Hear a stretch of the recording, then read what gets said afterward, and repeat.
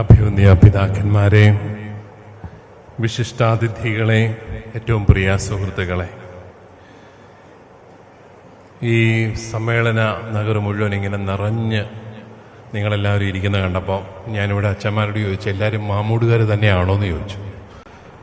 അപ്പോൾ എല്ലാവരും അതൊക്കെയാണെന്നാണ് അച്ഛന്മാർ പറഞ്ഞത് കേട്ടോ. ഞാൻ പിന്നെ ഒരു ചോദ്യം കൂടി ചോദിച്ചു, എല്ലാവരും ഞായറാഴ്ച കുർബാനയ്ക്കൊക്കെ വരുന്നവരാണോ എന്നും ചോദിച്ചു. കൂവക്കാട്ട് പിതാവായെന്ന് അറിഞ്ഞതോടുകൂടി ഇതുവരെ പള്ളി വരാത്തവരും വന്നിട്ടുണ്ടെന്നാണ് ഞാൻ കേട്ടത്. ഏതായാലും നിങ്ങളുടെ എല്ലാവരുടെയും മനസ്സ് നിറഞ്ഞിരിക്കുന്നു. അതറിയുന്നത് തന്നെ വലിയ സന്തോഷം. നമ്മുടെ അഭിവന്യ പിതാവ് നമുക്കെല്ലാവർക്കും വലിയൊരു മഹത്വം കൊണ്ടുവന്ന് തന്നിരിക്കുകയാണ്.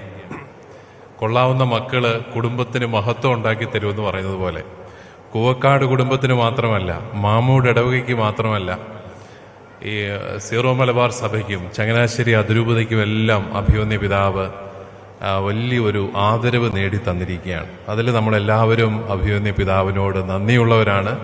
പിതാവിന് നമ്മുടെ എല്ലാവരുടെയും പേരിൽ ഞാനും ഹൃദയപൂർവ്വം ആശംസകൾ നേരുകയാണ്. നിങ്ങൾ ഇന്ന് ഇവിടെ കുറെ സായിപ്പന്മാരെയൊക്കെ കണ്ടു. അതിനകത്തൊരു ആർച്ച് ബിഷപ്പിനെ കണ്ടു കാണും. അദ്ദേഹം ആർച്ച് ബിഷപ്പ് എഡ്ഗർ പേഞ്ഞ പേറ എന്ന് പറയുന്ന ഒരു വെനിസ്വേലക്കാരൻ ആർച്ച് ബിഷപ്പാണ്. അദ്ദേഹം ആരാണെന്നറിയാമോ? അദ്ദേഹം വത്തിക്കാനിൽ മാർപ്പാപ്പ കഴിഞ്ഞാൽ പിന്നെ രണ്ടാമത്തെ ആള് സെക്രട്ടറി ഓഫ് സ്റ്റേറ്റ് എന്ന് പറയും, കാർഡിനൽ പരോളിനാണ്. അദ്ദേഹം കഴിഞ്ഞാൽ പിന്നെ മൂന്നാമത്തെ ആളാണ് അദ്ദേഹം. എന്ന് പറഞ്ഞാൽ നമ്മുടെ ഇന്ത്യ മഹാരാജ്യത്തിന്റെ ആഭ്യന്തരമന്ത്രിയുടെ അതേ ഗ്രേഡിലാണ് അദ്ദേഹം വത്തിക്കാനിൽ. ആ മനുഷ്യന് ഈ മാമൂട്ടിൽ വരണമെങ്കിൽ നമ്മുടെ കൂവക്കാട്ട് പിതാവ് ആർച്ച് ബിഷപ്പ് ആയതുകൊണ്ട് മാത്രമാണ്, അല്ലെങ്കിൽ വരാൻ ഒരു സാധ്യതയുമില്ല, അല്ലേ?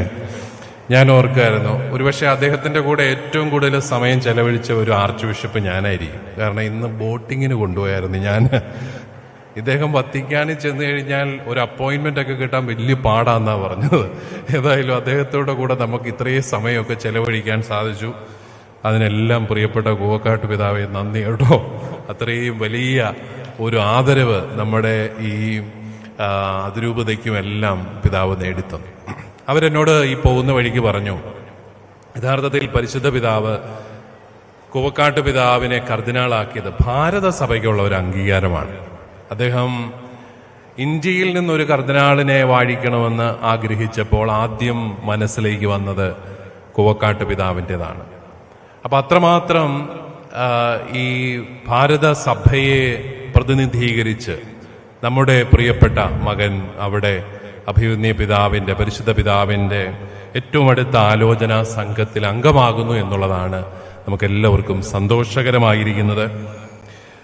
അതില് ഞാനും ഒത്തിരിയേറെ സന്തോഷിക്കുകയാണ്. അഭിവന്യ പിതാവ് ഇന്നലെ ആർച്ച് ബിഷപ്പായി, ഇനിയും ഡിസംബർ 7-ാം തീയതി കർദിനാളാകുന്നു. അതിലെല്ലാം നമ്മളെല്ലാവരും അഭിമാനിക്കുന്നു. ഞാൻ ഓർക്കുമായിരുന്നു, ഈ മെത്രാനായി കഴിയുമ്പം മെത്രാന്മാരെ കുറിച്ച് പൊതുവേ ആൾക്കാർക്കൊക്കെ സന്തോഷമാണ്. അവരങ്ങനെ എല്ലാ പരിപാടികൾക്കും വരണമെന്നൊക്കെ ആഗ്രഹിക്കുന്നുണ്ട്. മെത്രാന്മാർക്ക് 2-3 കാര്യങ്ങൾ ഉറപ്പാണെന്നാണ് പറയുന്നത്. ഒന്ന്, നല്ല സ്വീകരണം കിട്ടും എല്ലായിടത്തും. പിന്നെ നല്ല ഭക്ഷണം കിട്ടും കേട്ടോ. പക്ഷെ അത് ഈ ഭക്ഷണം കഴിക്കാനുള്ള താല്പര്യമെല്ലാം പോയി കഴിയുമ്പോഴേ നമ്മളെ മെത്രാനാക്കത്തുള്ളൂ. അതാണ് പ്രശ്നം. ഞാനാണെങ്കിൽ മെത്രാനായതിന്റെ പിറ്റേന്ന് ബ്ലഡ് ചെക്ക് ചെയ്തപ്പോൾ ഷുഗറും പിടിച്ചു. വല്ല കാര്യമുണ്ട്. ചെല്ലുന്നിടത്തെല്ലാം ഇഷ്ടം പോലെ ഭക്ഷണമൊക്കെ തരും, പക്ഷെ ഒന്നും കഴിക്കാം വേണ്ട എന്ന് പറഞ്ഞ് നമ്മളെ ഒഴിവാക്കുകയാണ്. കാരണം രക്ഷയില്ല. പിന്നെ മൂന്നാമതായിട്ട് ഏറ്റവും നന്നായിട്ട് കിട്ടുന്നത് മെത്രാന്മാർക്ക് ഉറപ്പുള്ളത് നല്ല ഒരു ശവസംസ്കാരമാണ് കേട്ടോ. മൃതസംസ്കാരം ഗംഭീരമായിട്ട് ഉള്ള മൂത്തുക്കട എല്ലാം എടുത്ത് നമ്മൾ ആഘോഷമായിട്ട് നടത്തും. എന്നാലും ഈ മെത്രാന്മാർക്ക് അങ്ങനെ സാമൂഹികമായിട്ടൊക്കെ നോക്കുമ്പോൾ നല്ല പദവിയാണെന്നൊക്കെ നിങ്ങൾക്ക് തോന്നിയാലും മെത്രാന്മാരുടെ ആന്തരിക ജീവിതത്തിൽ വലിയ കഷ്ടപ്പാടുകളുണ്ട്. ഞാൻ ഓർത്തു, ഞാൻ ചിലപ്പോഴൊക്കെ ആലോചിക്കും, ഒരു സാധാരണ കുടുംബനാഥന് സ്വർഗത്തിൽ പോകുന്നതാണോ എളുപ്പം, ഒരു മെത്രാന് സ്വർഗത്തിൽ പോകുന്നതാണോ എളുപ്പം? എന്റെ വിചാരം, നിങ്ങൾ കുടുംബക്കാരൊക്കെയാണ് ആദ്യം സ്വർഗത്തിൽ പോകുന്നത് കേട്ടോ. നിങ്ങളൊക്കെ സ്വർഗത്തിൽ ഇരിക്കുമ്പം നിങ്ങളുടെ ആർച്ച് ബിഷപ്പ് എങ്ങാനും നരകത്തിൽ കിടക്കുന്ന കണ്ടാല് ഒന്ന് കർത്താവിനോട് പറയണം, പാവമാണ്, ഞങ്ങളെ പ്രതിയൊക്കെയാണ് പുള്ളി കിടക്കുന്നത് എന്ന് വെച്ചാൽ മെത്രാൻ സ്വർഗത്തിൽ പോകണമെങ്കിൽ മെത്രാന്റെ ദൗത്യം നന്നായിട്ട് നിർവഹിക്കണം. മെത്രാന്റെ ദൗത്യം എന്താണ്? തന്നെ ഏൽപ്പിച്ച എല്ലാ ആത്മാക്കളെയും രക്ഷിക്കുക എന്നുള്ളതാണ്. വല്ലതും നടപ്പുള്ള കാര്യം വല്ലതും ആണോ? 4 ലക്ഷം ആൾക്കാരുണ്ട് നമ്മുടെ അതിരൂപതയിൽ. ഈ 4 ലക്ഷത്തിന്റെ ആത്മാക്കളെ രക്ഷിച്ചില്ലെങ്കിൽ കർത്താവ് എന്നോട് ചോദിക്കുമെന്നാണ് എൻ്റെ ഒരു ചിന്ത. അതുകൊണ്ട് തന്നെ സ്വർഗത്തിൽ പോകാം എന്നുള്ളൊരു ആഗ്രഹം ഉണ്ടെങ്കിലും നടക്കുമെന്നറിയത്തില്ല. ഇപ്പൊ പ്രാർത്ഥിക്കുന്ന ശുദ്ധീകരണ സ്ഥലത്ത് എങ്കിലും ഇടണമേ എന്നാണ്. എന്ന് വെച്ചാൽ മെത്രാന്മാർ കൂടുതൽ പ്രാർത്ഥിക്കേണ്ടവരാണ്, കൂടുതൽ പുണ്യം ചെയ്യേണ്ടവരാണ്. അതുകൊണ്ട് ഞങ്ങളൊക്കെ നിങ്ങൾക്ക് വേണ്ടി കൂടുതൽ പ്രാർത്ഥിക്കുന്നുണ്ട് കേട്ടോ. നിങ്ങളൊക്കെ നിങ്ങളുടെ വഴികളിൽ പതറാതിരിക്കുവാനും നിങ്ങൾ ഈ ലോകത്തിൽ ജയിച്ചു നിൽക്കാനും നിരന്തരം പ്രാർത്ഥിക്കുന്നവരും ത്യാഗം ചെയ്യുന്നവരും ഒക്കെയാണ് നിങ്ങളുടെ പിതാക്കന്മാർ. അതുകൊണ്ട് പിതാക്കന്മാർക്ക് വേണ്ടിയിട്ടും പ്രാർത്ഥിക്കണം. അതുപോലെ നമ്മളെല്ലാവരും ഒരു ആത്മീയ കൂട്ടായ്മയിലാണെന്നുള്ളൊരു ചിന്തയോടെ കൂടുതൽ ജീവിക്കാനും സ്നേഹിക്കാനും എല്ലാം നമുക്ക് സാധിക്കണം.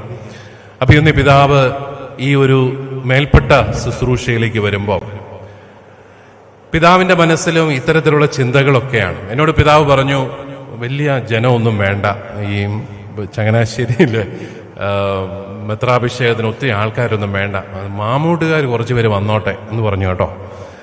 പിന്നെ വടക്കേക്കരക്കാരും വന്നോട്ടെ, മാന്നിലക്കാരും ഒക്കെ വന്നോട്ടെ, ബാക്കി എല്ലാവരും ബുദ്ധിമുട്ടിക്കേണ്ട, 4-5 പേരൊക്കെ വന്നാൽ മതി, നമുക്ക് ചെറുതായിട്ട് നടത്താം, ഭക്ഷണം എത്ര വേണേലും ഉണ്ടാക്കിക്കോ, പക്ഷെ കളയരുത്. ഇതൊക്കെയാണ് പിതാവ് പറഞ്ഞത്. അതെല്ലാം ആ ഫ്രാൻസിസ് ടച്ചാണ് കേട്ടോ, ഫ്രാൻസിസ് പാപ്പായുടെ ഒരു സ്വാധീനമാണ്. അതുപോലെ ഇന്നലെ നിങ്ങൾ പിതാവ് നന്ദി പറഞ്ഞപ്പം ശ്രദ്ധിച്ചു കാണും, അവിടെ ഭക്ഷണം വിളമ്പിയവർക്കും പിന്നെ ഏറ്റവും അവസാനം ഇതെല്ലാം വൃത്തിയാക്കാനായിട്ട് വരുന്നവർക്കും എല്ലാം നന്ദി പറയാം. നിങ്ങൾ കേട്ടായിരുന്നു, ഏറ്റവും അവസാനത്തെ സെന്റൻസാണ്. അതെനിക്കൊരു പുതിയ പോയിന്റ് ആയിരുന്നു, അത് പറയേണ്ടതാണ്. അതായത് നമ്മളെല്ലാം പോയി കഴിഞ്ഞ് സമ്മേളന നഗരി വൃത്തിയാക്കുന്നവരെ ആരെങ്കിലും ശ്രദ്ധിക്കാറുണ്ടോ? അവർക്കും കൂടെ പിതാവ് നന്ദി പറഞ്ഞിട്ടുണ്ട്. എന്ന് പറഞ്ഞാൽ അത്രയും ഒരു കരുതല് ഫ്രാൻസിസ് പാപ്പായുടെ കൂടെ നടന്ന് അഭിയൊന്ന് പിതാവ് നേടിയിട്ടുണ്ട്. ഞാൻ മൈനസ് സെമിനാരിൽ നിന്നൊക്കെ പോയി കഴിഞ്ഞിട്ടാണ് പിതാവ് വരുന്നത്. അതുകൊണ്ട് സെമിനാരി കാലഘട്ടത്തിൽ അങ്ങനെ വലിയ ഒരു പരിചയമില്ല. പിന്നെ പിതാവ് റോമിലാണ് സെമിനാരി പഠനം നടത്തിയത്, തിയോളജി എല്ലാം പഠിച്ചത്. ഞാൻ ശരിക്കും പിതാവിനെ അടുത്തറിയുന്നതെല്ലാം പിതാവിന്റെ പട്ടത്തിന് ഞാൻ ഉണ്ടായിരുന്നു. അത് കഴിഞ്ഞ് ആ വർഷം തന്നെ ഞാനും റോമിൽ ഉപരിപഠനത്തിന് ചെന്നപ്പോൾ പിതാവ് അവിടെ ഡിപ്ലോമാറ്റിക് കോളേജിൽ വന്നിട്ടുണ്ട്. അപ്പം ഞാൻ ആദ്യം പിതാവിന്റെ സഹായം തേടുന്നത്, എനിക്കൊരു ഡെസ്ക്ടോപ്പ് കമ്പ്യൂട്ടർ മേടിക്കണം. കമ്പ്യൂട്ടർ ചുമക്കാൻ ഒരു മനുഷ്യനും ഇല്ല. കാറ് പിടിച്ചു പോകാന്ന് പറഞ്ഞാൽ കുറെ കാശ് ചിലവാകും. നമ്മൾ പൊതുവേ പിശുക്കന്മാരാണല്ലോ, അത് കൊടുക്കാനൊരു ഇതില്ല. അതുകൊണ്ട് ഒരാളെ കൂടെ ചുമക്കാൻ കിട്ടിയാൽ കൊള്ളാം. പിന്നെ ഉടനെ വിളിച്ചത് ജോർജ് പിതാവിനെയാണ്. പിതാവ് വലിയ സന്തോഷത്തോടു കൂടി എല്ലാം ചുമന്ന് കഴിഞ്ഞപ്പോയിട്ട് പറഞ്ഞു, ഞാൻ പെട്ടെന്ന് പോവുക, അതിനാ നാളെ എൻ്റെ തീസിസിന്റെ ഏതാണ്ട് ചാപ്റ്റർ ആണ്ട് കൊടുക്കണം. എന്നാൽ അത് ആദ്യം പറഞ്ഞിരുന്നെങ്കിൽ ഞാൻ വിളിക്കത്തില്ലായിരുന്നു. പക്ഷേ അത് പറഞ്ഞില്ല, എൻ്റെ കൂടെ വന്ന് കമ്പ്യൂട്ടറെല്ലാം ചുമന്ന് യഥാസ്ഥാനത്തെത്തി. മനസ്സിൽ എന്നതാണ് വിചാരിച്ചതെന്ന് എനിക്കറിയത്തില്ല, എന്നാലും എല്ലാം സഹായിച്ചു കഴിഞ്ഞിട്ട് പിന്നെ പെട്ടെന്ന് പോയത് ഞാൻ ഓർക്കുകയാണ്. അതുപോലെ അവിടെ ആയിരുന്നപ്പോഴും എല്ലാ കാര്യങ്ങളിലും സഹായിക്കാൻ, ആർക്ക് സഹായം വേണേലും ചെയ്യാൻ പിതാവിനെ കൊണ്ട് സാധിക്കുന്ന എല്ലാം പിതാവ് ചെയ്യുമായിരുന്നു. എനിക്ക് തോന്നുന്നു നമ്മുടെ ഒത്തിരി ഷമ്മാശന്മാർ ബ്രദേഴ്സൊക്കെ പഠിക്കുന്നുണ്ട് റോമിലൊക്കെ. അവരുടെ എല്ലാം കാര്യങ്ങൾ പിതാവാണ് നോക്കുന്നത്, ഞങ്ങളൊന്നും അറിയുന്ന പോലുമില്ല. അത്രയും ഉത്തരവാദിത്വ ബോധത്തോടെ അദ്ദേഹം അതിരൂപതയ്ക്ക് വേണ്ടി ഇതെല്ലാം ചെയ്യുന്നുണ്ട്. അതുപോലെ ഞാൻ എൻ്റെ പഠനത്തിൻ്റെ എല്ലാം അവസാനമായപ്പോഴത്തേക്കും എനിക്കൊരു മാസം ഫ്രീ ഉണ്ട്. അപ്പം ഞാൻ ഓർത്തു, ഈ ഇറ്റാലിയൻ ഭാഷയും സ്പാനിഷ് ഭാഷയും ഒരുപോലെയാണ്. ഇച്ചിരി കഷ്ടപ്പെട്ട് കഴിഞ്ഞാൽ സ്പാനിഷും പഠിക്കാം. പിതാവിന് നന്നായിട്ട് സ്പാനിഷ് അറിയാം. അപ്പോൾ ഒരു കോഴ്സൊക്കെ പഠിച്ചു കഴിഞ്ഞിട്ട് എവിടെയെങ്കിലും സ്പെയിനിൽ എവിടെയെങ്കിലും ഒന്ന് പോയാൽ കൊള്ളാമെന്നൊരു ആഗ്രഹം. അപ്പോഴും നമുക്ക് പിന്നെ ആപ്പാടെ സ്പെയിൻ എന്ന് കേൾക്കുമ്പോൾ പിന്നെ നമ്മുടെ മനസ്സിൽ വരുന്നത് ആരാ? പൂവക്കാട്ട് പിതാവാ. അപ്പോൾ പിതാവിനെ വിളിച്ച് ചോദിച്ചു. പിതാവ് ഉടനെ പറഞ്ഞു, എൻ്റെ ഉറ്റ സുഹൃത്ത് അവിടെ ഉണ്ട്, പൊക്കോളാൻ പറഞ്ഞു. അങ്ങനെ 1 മാസം അവിടെ താമസവും എല്ലാം ശരിയാക്കി തന്ന് അവിടെ സ്പാനിഷൊക്കെ കുറച്ച് പറയാൻ സാധിച്ചതല്ല ഞാൻ ഓർക്കും. ഇപ്പം എല്ലാം മറന്നുപോയി, എന്നാലും അന്ന് പറഞ്ഞതെല്ലാം ഞാൻ ഓർക്കുകയാണ്. ഞാൻ പറഞ്ഞത് അഭിമന്യ പിതാവിൻ്റെ ഒരു ലാളിത്യത്തിൻ്റെ ശൈലി അത് തന്നെയായിരിക്കും പരിശുദ്ധ പിതാവിനെ ഏറെ ആകർഷിച്ചതും. പരിശുദ്ധ പിതാവ് തൻ്റെ മനസ്സിനൊത്ത ഒരു വ്യക്തിയെ കണ്ടെത്തി കർദിനാളാക്കി. നമുക്കെല്ലാവർക്കും സന്തോഷമുണ്ട്. പിതാവിൻ്റെ പ്രാർത്ഥനയും പിതാവിൻ്റെ സുഹൃതങ്ങളും എല്ലാം ഞങ്ങൾക്കെല്ലാം അനുഗ്രഹമായിട്ട് മാറും. അതിന് എല്ലാവിധ ആശംസകളും നേരുന്നു.